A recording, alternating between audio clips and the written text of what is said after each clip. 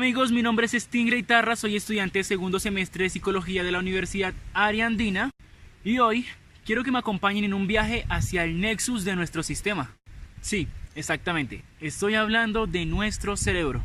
Y para eso, mis compañeros, y por supuesto yo, seremos los chaperones en este viaje desde distintos sitios, para que ustedes puedan conocer un poco más a fondo acerca de lo que está en lo más profundo de su cabeza. Y sin más que decir, comencemos. En el lóbulo frontal encontramos el área motora primaria, que en las áreas de Brodmann es calificada como el área 4. Su función es llevar a cabo movimientos. Sus células conectan directamente con neuronas motoras del tronco y de la médula. Reciben aferencias del tálamo, de la corteza somatosensorial, del área premotora, del cerebelo y de los ganglios basales. Su lesión produce parálisis del lado del cuerpo contralateral a la lesión. Seguimos con las áreas de asociación prefrontal, la 9, 10, 11 y 12 según Brodmann. Estas áreas se encuentran en el lóbulo y en la circunvolución frontal.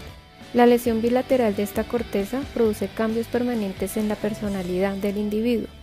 Este se vuelve menos excitable y menos creativo. Desaparecen las inhibiciones. El área de Broca es una de las principales zonas de la corteza cerebral, responsable de producir el lenguaje. Se encuentra en la tercera circunvolución frontal del hemisferio izquierdo y corresponde a las áreas 44 y 45 de Brodmann. El área de Broca se encuentra encargada de las siguientes funciones: la producción del habla, procesamiento del lenguaje y control de neuronas faciales. El procesamiento del habla y del lenguaje son dos de las funciones más complejas del cerebro. Por este motivo hay varias áreas del cerebro que juegan un papel vital en la comprensión del habla y el lenguaje. Un paciente llega donde su doctora comunicándose un poco extraño. Lo primero que observa su médico es un acento extranjero y una reducción de la habilidad para encontrar las palabras y poder explicar el motivo de su consulta. Pero ella se da cuenta lo que está pasando con su paciente. Ella le explicó que podía estar pasando por una afasia de Broca.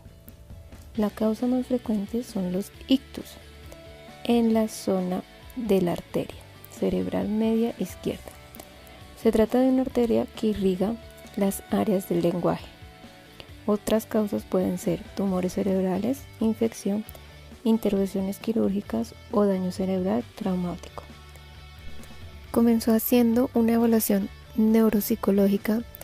De estas podemos encontrar las siguientes: un test de Boston para el diagnóstico de la afasia, explora todas las áreas del lenguaje, evalúa producción del lenguaje, línea melódica, longitud de las frases, agilidad articulatoria, contenido gramatical, parafrasias y anomias, así como la comprensión auditiva, la expresión oral, denominación, lectura de palabras y oraciones, lenguaje escrito y prueba no lingüística.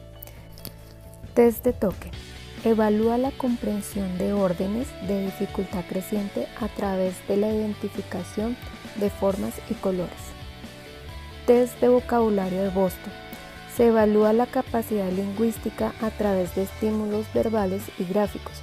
Concretamente, la evaluación gira en torno a producción oral, comprensión auditiva, comprensión del lenguaje escrito y producción del lenguaje escrito.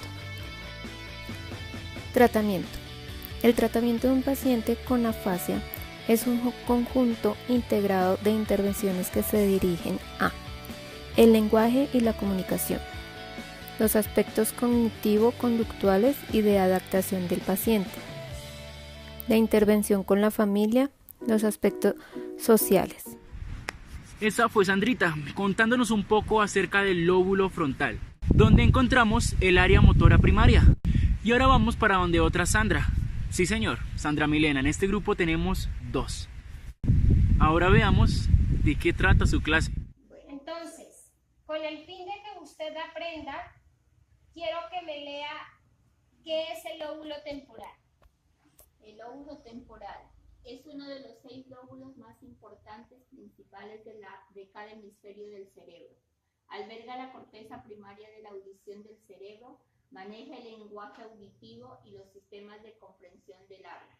Además, desempeña un papel importante en tareas visuales complejas como el reconocimiento de las caras.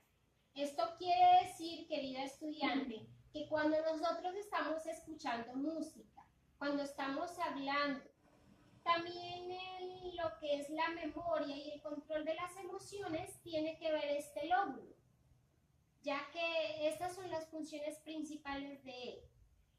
Entonces, querida estudiante, como usted también sabrá, el lóbulo temporal se divide en lóbulo temporal izquierdo y lóbulo temporal derecho.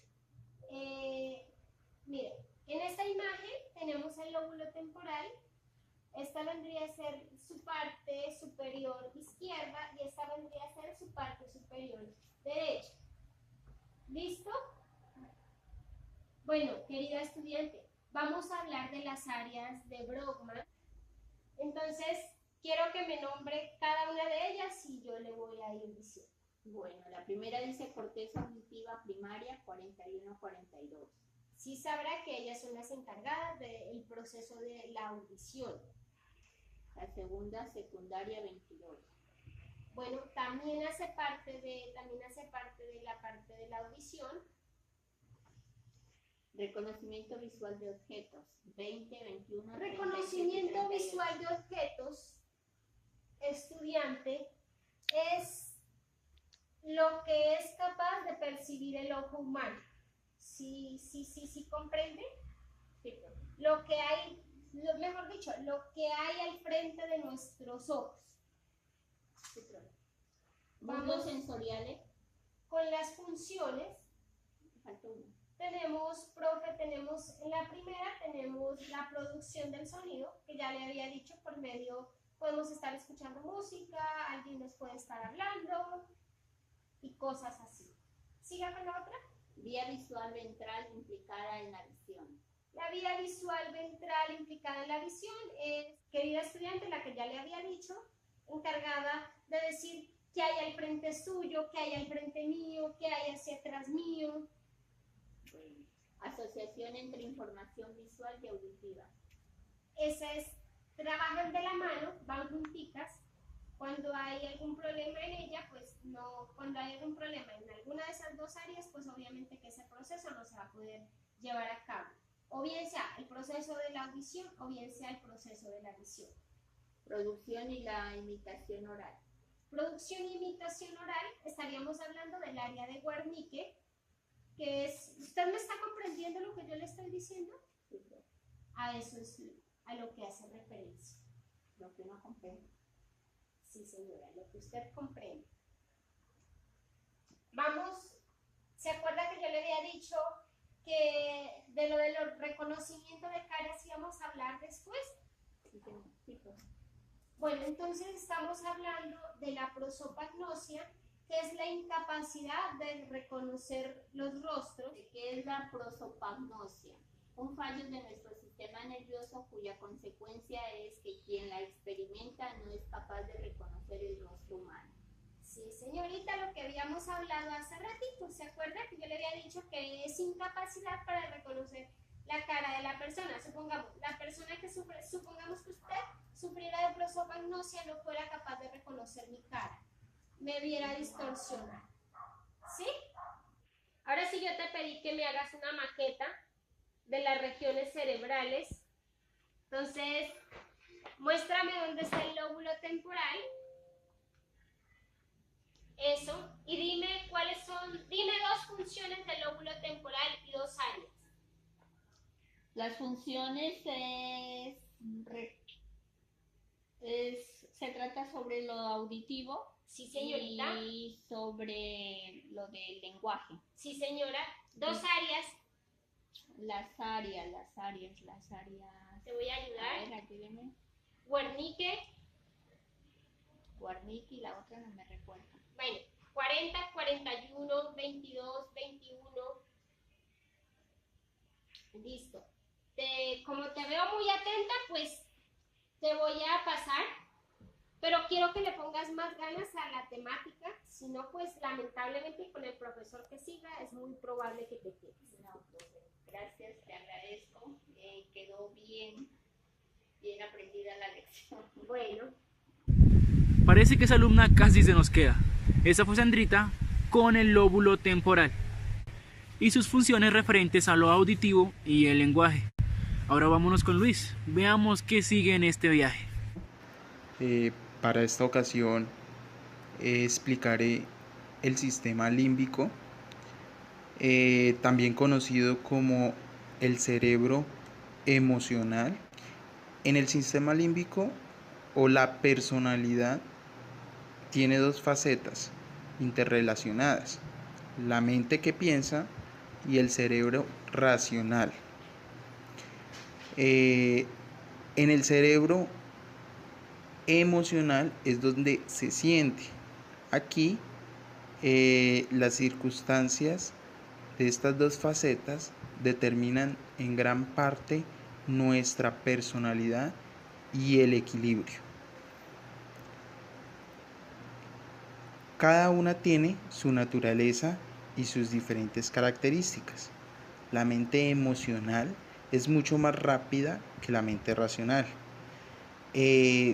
Se activa con rapidez sin detenerse a analizar las consecuencias de una acción y sigue simplemente o sencillamente la lógica asociativa y un pensamiento instintivo.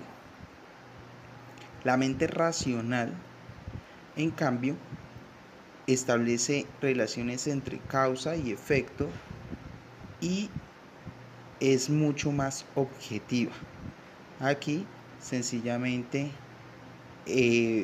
evalúa si conviene o no conviene. En el sistema límbico se destaca por ser una parte especializada precisamente de la gestión de las emociones, como lo dije al principio. En el aprendizaje de la memoria también tiene mucha participación y está compuesta por aspectos como lo son la amígdala, el hipocampo, el hipotálamo, entre otros. Ya lo vamos a detallar mejor. El sistema límbico, su estructura son muy interconectadas anatómicamente y funcionalmente al procesamiento emocional. Muchas de estas regiones se encuentran inmersas en el interior de nuestro cerebro, lo que se conoce mejor como estructuras subcorticales, quedando debajo de la corteza cerebral. Su función o misión de todo el cerebro emocional es precisamente controlar aspectos concernientes a la preservación de uno mismo y la supervivencia de la especie. Los componentes y sus funciones básicamente están compuestos por la corteza límbica, que se sitúa alrededor del cuerpo calloso y es una zona de transición, ya que se intercambia información entre la neocorteza y sus estructuras subcorticales del sistema límbico. Es un área de asociación, es decir, la que integra información de varios tipos y la reúne para darle un significado. Así podemos dar una interpretación a algo que nos ha ocurrido, clasificándolo como agradable, desagradable, doloroso o placentero. El hipocampo se sitúa en la parte media del lóbulo temporal y se comunica con la corteza cerebral, el hipotálamo, el área septal y la amígdala. Gracias a sus múltiples conexiones, su tarea más destacada es consolidar el aprendizaje y la memoria. El hipocampo se encarga de introducir en nuestro almacén de memoria a largo plazo aquello que aprendemos. De hecho, cuando hay una lesión en esta estructura, no se es capaz de aprender ninguna cosa nueva, quedando únicamente con los recuerdos intactos. El hipocampo. Recordemos también que se activa en la recuperación de los recuerdos. De esa forma, cuando reconocemos algo como un lugar, un camino o alguna parte, se lo debemos de hecho a esta estructura. Es esencial para nuestra orientación espacial y para identificar las pistas de cualquier entorno que son conocidas para nosotros. El hipotálamo se localiza en la parte inferior del tálamo, en el interior de los tractos ópticos. Una de sus funciones más destacadas es controlar que el funcionamiento de nuestro organismo se mantenga en equilibrio. Tiene muchas conexiones también con áreas diversas del cerebro, los lóbulos frontales, con el tronco cerebral, con la médula espinal, el hipocampo, la amígdala, etc. Posee sensores que provienen de la mayor parte de nuestro cuerpo: sistema olfativo, retina, vísceras, además de ser capaz de captar la temperatura, los niveles de glucosa y de sodio, niveles hormonales, etc. La amígdala. La amígdala creo yo que es una de las más importantes y está directamente vinculada con las emociones. Tiene forma de almendra y se compone de 2 núcleos, cada uno situado en el interior del lóbulo temporal. Por un lado, parece que las hormonas del estrés que se liberan cuando tenemos una vivencia emocional fuerte hacen que se consoliden los recuerdos afectivos, y todo este proceso lo realiza la amígdala. Además, esta área cerebral interviene en el reconocimiento de expresiones faciales de nuestras emociones. Es un proceso que, aunque no lo parezca, se realiza de manera breve, automática e instantánea, inconscientemente. Esto es muy importante para una interacción social adecuada. Además, que fortalece la comunicación. Otra función esencial de la amígdala es procesar el miedo en el condicionamiento conductual, es decir, aprender que un estímulo o entorno está asociado a algún peligro, por lo que nuestros organismos deben prepararse para defenderse. Como estas partes del cuerpo inciden en la conducta o en el comportamiento de nosotros. Prácticamente en 3 aspectos: 1, atención; 2, aprendizaje; y 3, capacidad para toma de decisiones. Es un gusto, compañeros. Este, señoras y señores, fue Luis, mostrándonos un poco acerca del sistema límbico y cómo este desarrolla un papel muy importante en nuestra conducta, en nuestra atención, el aprendizaje y en la toma de decisiones. Y ahora vamos con Vivi. La ínsula es una estructura del cerebro humano. Ella es una fuente para las sensaciones y experiencias emocionales. Ella hace que reaccionemos tanto de forma positiva o negativa, porque la ínsula nos ofrece una percepción de lo que somos. En esta imagen quiero mostrarles el cerebro y esta partecita verde la llamamos ínsula. Como entendimos anteriormente, la ínsula nos da una percepción de lo que somos en sensaciones y emociones. Emociones como la felicidad, sensaciones como el odio, como el estrés, como el estar bien o el estar mal. La ínsula se encuentra ubicada en la profundidad del cerebro dentro del surco lateral conocido como cinsura de Sylvie, que separa las cortezas frontal, parietal y temporal. Parte de estos lóbulos forman una opércula sobre la ínsula. Es por eso que esta no es visible a simple vista y su estructura está dividida en dos partes, en la zona anterior, que es de mayor tamaño, y en la zona posterior, que es más pequeña. Aquí les quiero dar un breve ejemplo de cómo el lóbulo temporal, parietal y frontal forman la opércula y es la que hace que no podamos ver la ínsula a simple vista. En esta imagen les quiero mostrar de la ínsula su zona anterior y su zona posterior.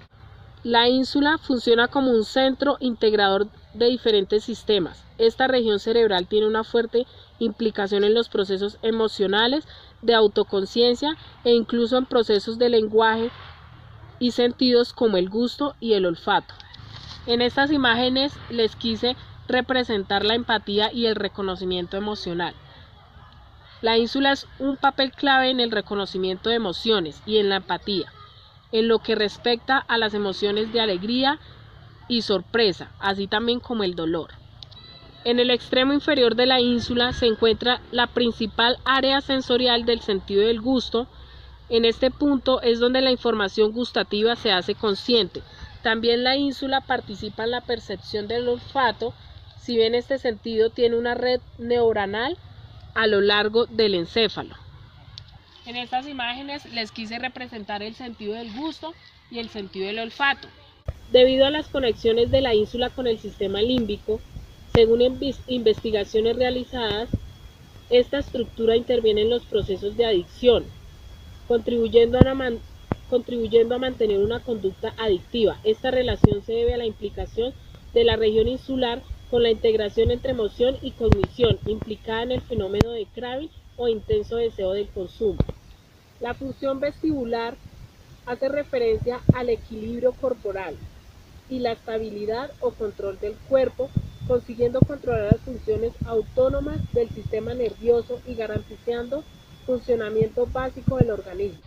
Ya para terminar, algunos neurocientíficos atribuyen a la ínsula un rol de comando central, una especie de directora pasiva que participa en las sensaciones del sistema digestivo, el sistema respiratorio y en la regulación de la frecuencia cardíaca, incluso en los movimientos de los ojos y el cuerpo.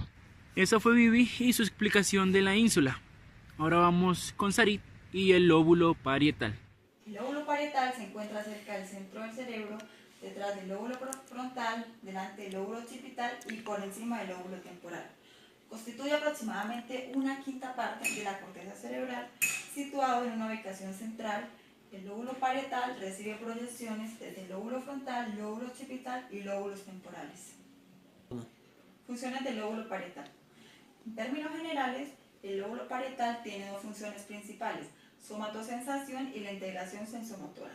El lóbulo parietal puede ser considerado como el corteza asociación y que integra visualmente, auditiva y somatosensorial información con el fin de guiar el comportamiento. El lóbulo parietal contiene una zona conocida como el área sensorial primaria. Aquí es donde los impulsos de la piel, tales como el calor, frío, dolor y el tacto, se interpretan, al igual que la zona motora primaria en el lóbulo frontal. Es la entrada sensorial que proviene de un área del cuerpo, como por ejemplo los dedos. La superficie del lóbulo parietal está implicada en el proceso de la información. Como nombrábamos, las funciones del lóbulo parietal son memoria, esquema corporal, orientación espacial, control motor, cálculo, sentido del gusto y procesamiento somestésico. El lóbulo parietal es un elemento esencial de la información espacial. Nos proporciona la capacidad de juzgar el tamaño, la distancia y la forma de los objetos. Un área específica de forma triangular, conocida como la corteza de asociación parietal. Nos da la capacidad de comprender el lenguaje escrito y resolver problemas matemáticos. Como mencionábamos, sentidos somáticos. mecanismos nerviosos que recogen info de lo que ocurre tanto en la superficie del cuerpo como en su interior. El sistema somatosensorial tiene receptores que captan la infosomática repartidos por todo el cuerpo. Los sentidos somáticos comprenden 4 modalidades. La primera es el tacto, producido por la estimulación mecánica de la piel. Segunda, capacidad para percibir. Tercero, nocicepción, que señala el daño de un tejido que es percibido como el dolor o reacciona como sentir dolor. Sinestesia o propiocepción, que proporciona info sobre la posición y movimiento del cuerpo. Aquí vemos la corteza motora, la corteza somatosensorial, la corteza visual y la corteza auditiva. También es esencial en una serie de funciones cognitivas como la atención, el procesamiento numérico y la memoria de trabajo.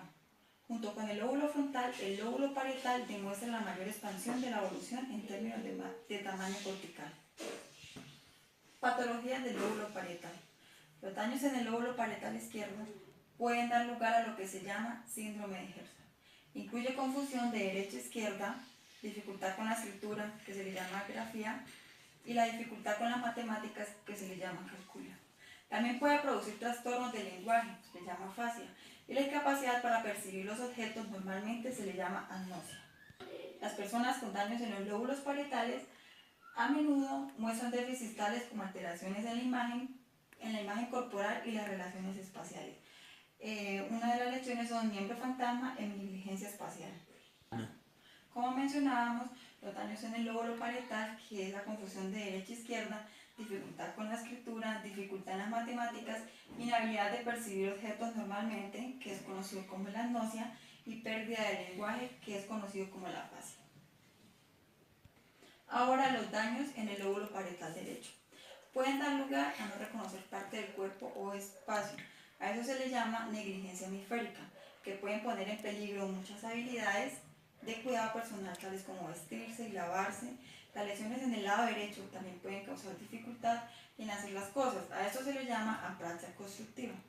La denegación de los déficits, agnosia, y la capacidad de dibujo.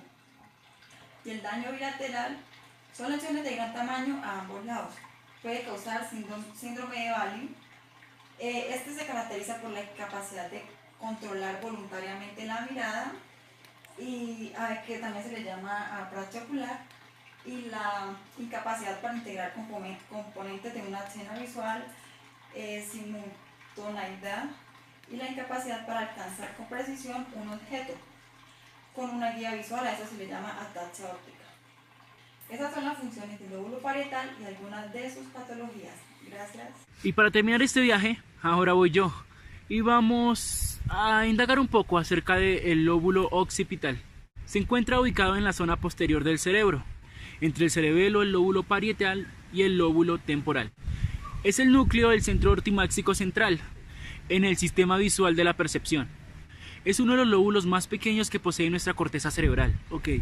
Aunque si somos más exactos, diríamos que son los dos más pequeños, ya que son 2 lóbulos occipitales, uno en cada hemisferio de forma asimétrica. Estos son los encargados de procesar la información visual que llega desde el exterior. De esos podemos decir que a lo largo de miles de años evolución en la especie, estos no han variado ni han presentado algún tipo de desarrollo o de evolución. Sin embargo, los demás lóbulos sí han tenido uno que otro cambio a lo largo de la evolución. Estructura. Anatómicamente constituye una 1/8 parte de la corteza cerebral y contiene áreas visuales primarias de asociación visual. No obstante, aunque esta división que hacemos de manera anatómica nos permite describir mejor su estructura, en la práctica estos resultan ser el meollo del asunto, pues resultan ser muy poco identificables. Sus funciones. Vemos que el lóbulo occipital funciona como una área de integración y de recepción visual, captando diferentes señales que provienen de diferentes regiones del encéfalo. Este representa la corteza visual, en la cual es la zona del cerebro a la que llega primero la información, que proviene de nuestros ojos y de nuestros nervios ópticos. La región de la corteza B1 es la encargada de procesar las señales en crudo y detectar patrones generales. B2 y B4 son las encargadas de procesar la información enviada por B1. Procesan las características de los objetos aislados, es decir, de lo que estamos viendo en este momento. B3 y B5 establecen características de lugar y movimiento, asimismo como de color. Y esto lo podemos ver en comparación con los diferentes lóbulos que participan en otras actividades. Las lesiones en esta área pueden producir agnosia visual, es decir, la incapacidad de reconocer objetos y colores. Poniendo un ejemplo, si lo llevamos a algo fuera de contexto, sería algo así como si una dislexia y un daltonismo hicieran una especie de fusión súper desarrollada. Ok, creo que me he ido un poco entre las ramas. ¿En dónde iba? Ah, sí. Como les venía diciendo, este es un viaje a través del nexus de nuestra cabeza, de nuestro sistema, en el cual podemos pensar, indagar y saber un poco más allá de todo lo que está en este pequeño espacio que a veces no vemos su magnitud. Este fue Stingray y mis compañeros para Psicología de segundo semestre. Muchísimas gracias, que tengan un buen día, Dios los bendiga.